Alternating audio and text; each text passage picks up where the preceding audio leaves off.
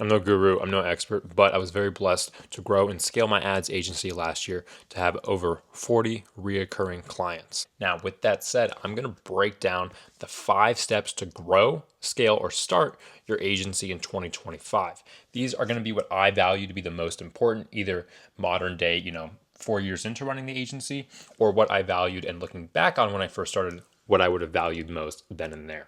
So let's dive into it. Step one is going to be the niche and the service or skill you're actually selling. So when I say pick a niche, I really mean hone in on a specific niche or specific industry. What that actually means is sell your ads to a specific group of people, a specific business, a specific industry. Don't just sell to whoever and whenever.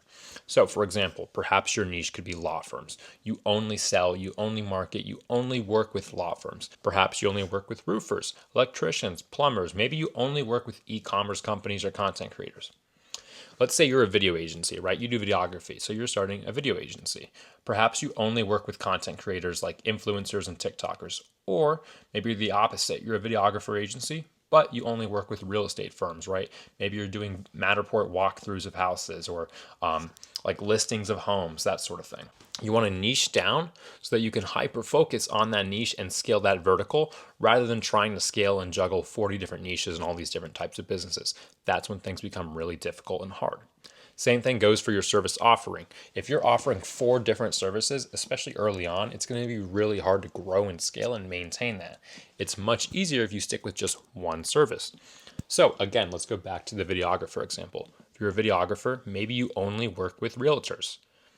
Okay, well, your niche should be realtors and your service would be videography. You're not going to mess with, thumbnails or graphics or maybe their Google ads or meta ads. You're not going to do any of that. You're going to stick to what you know works best for you and your client, which is going to be videography for realtors. Find your niche and find your service offering. Your service offering should be a skill either you're confident in selling and performing or a skill or service that you're confident in outsourcing, right? So if your skill or service offering is going to be Google ads, you better know how to run Google ads or you better have a guy that's damn good at running Google ads. Next is going to be your offer, and this ties really closely into step one. Your offer, really just simply put, is going to be your price or what you're offering the client. So if we're focusing on one niche and one service offering, your offer is going to be really simple. You're offering X service to X group of people. You're offering videography services to realtors, but you want to have some sort of emotional attachment or tangible outcome attached to the offer, such as what do they actually get by hiring you, right? You don't want to just say, oh, we provide 4 videos a month. That doesn't really sound that enticing. No. You want to have the end result in mind. We'll help you close deals, we'll help you close 5 more deals a month. We'll help your closing rate boost to this, whatever it may be. I don't know. I'm not a realtor, but still, like for example, with Google Ads, I don't just say, yeah, we set up your Google Ads for $1,000. That doesn't really sound fun. That's not sound worthwhile, right? That doesn't really capture their attention. I'll say, no, we'll fully set up, we'll manage your Google ads, set up your Google ads, conversion tracking, landing page optimization, all the targeting and all the research for $1,000. In result, you should expect maybe 30, 50 leads per month. Of those, let's say you close 20% closing rate, blah, blah, blah, blah. Get into the specifics of it, break it down for them, and have that included in your offering. If you just say, here's the money, and then here's what you get for it, no one's going to buy that. They want to know why they should be paying you this. They need to be able to justify it. So if you can justify their, objections with, yeah, here's the service, here's what we do, this is how much it costs, but this is what you get out of it. You're going to get more leads. You're going to get qualified leads. If you close 10 of these leads next month, you're going to make 10 times what you just paid us. This is a no-brainer offer. You've heard that a million times, how to create an irresistible, no-brainer offer. That's what that means. It's just a simple no-brainer offer that fits their budget, it's reasonably fair, and it has a solid, tangible, emotional outcome to it. Step 3 is probably one of the most important to anyone who's either starting or running an existing agency. That's going to be your client acquisition. How do you get clients in and out every single month like clockwork, right? That's the only reason you stay afloat is your pipeline. If you have 2 clients, great. But if you never get another client again, you really don't have an agency. You need to be retaining and signing on new clients month over month. So how do you actually get clients? I can make an entire 30-minute video on breaking down how to get clients, but for the sake of this video, there really is no cookie cutter answer. There's a million ways to get clients, right? You can get clients through cold email, cold calling, walking in person, networking, connections, just walking in and talking to the business owner. Me personally, I've had the most success through direct mail, cold emailing, and just referrals. Once you get your first client, things become a lot easier. Everything starts to snowball. You get a good client, you give them good results, ask for a case study, ask for a testimonial, find a way to leverage that case study. They'll probably refer you out. Maybe you get one client from their referral. The same thing happens from that referral. You do good work for them, they'll refer you out, you get another case study.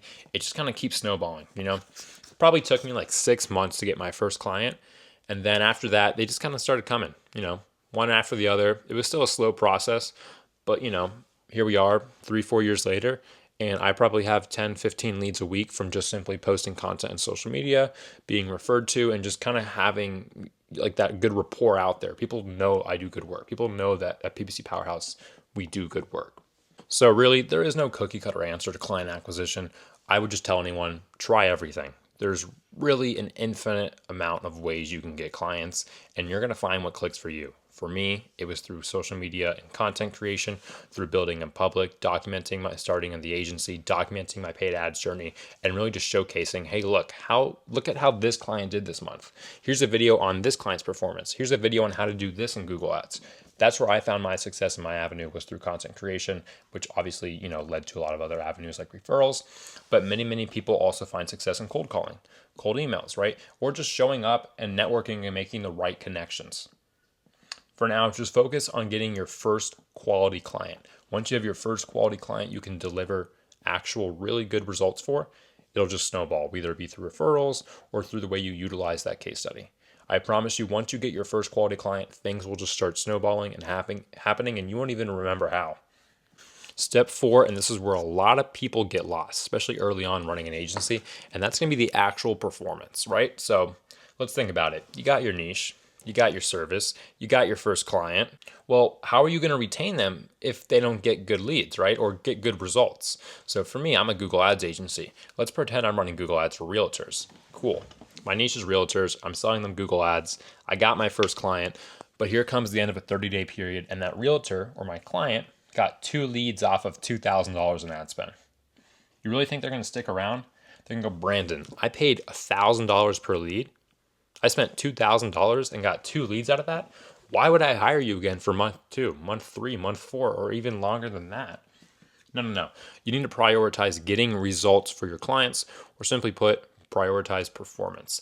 That is what comes down to client retention. Now, how do you actually maintain performance? Well, you have to do a good job. Whether that means you're the expert in the space, you're the expert ads manager, expert videographer, whatever it may be.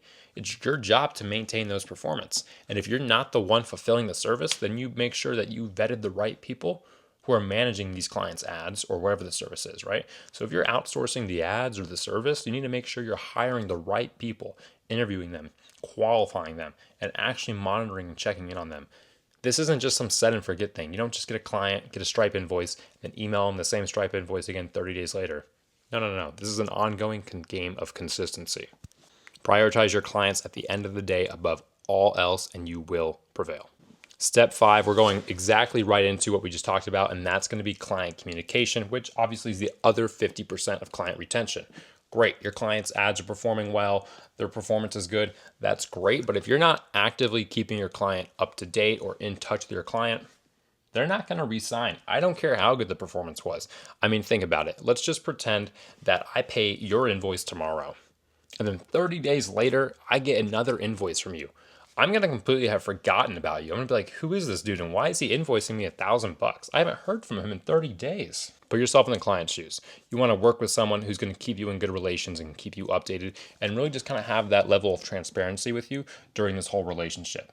Regardless of this being a business transaction or, a service offering, this is still a real tangible relationship from one person to another, right? Client communication and client performance above all else are going to be the most important things to retaining that client for the months to come.